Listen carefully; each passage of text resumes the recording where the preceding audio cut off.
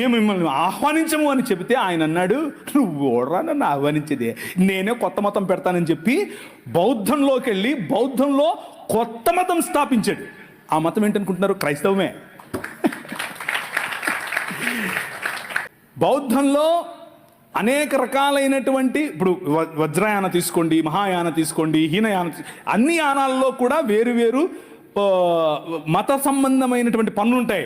ఈయన అవన్నీ తీసేసి యేసు ప్రభు చెప్పినటువంటి విలువలతో బ్రతికే ఒక కొత్త మతాన్ని స్థాపించాడు. దాట్ ఈజ్ ఈరోజు ఉన్నటువంటి భారతీయ నవయాన బుద్ధిజం. అది ఇంకేదో కాదు, క్రైస్తవమే. కాకపోతే వాళ్లకు క్రీస్తు తెలియదు, విలువలు మాత్రం తెలుసు. నీ పని యూనివర్సిటీల్లో చదువుతున్న నీ పని, అరే బాబు బాగానే ఉంది కానీ దీనికి మూలం ఏంటో తెలుసా? మై కింగ్ అని చెప్పాలి.